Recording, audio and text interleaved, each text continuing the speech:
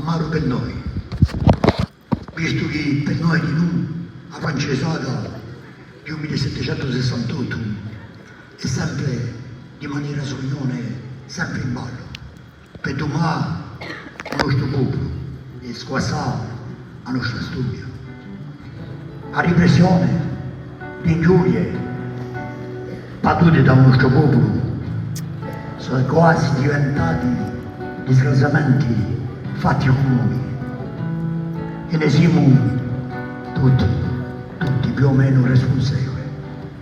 L'impulso di un riacquisto degli anni 70 ne hanno cacciamato e ne siamo anche lontani.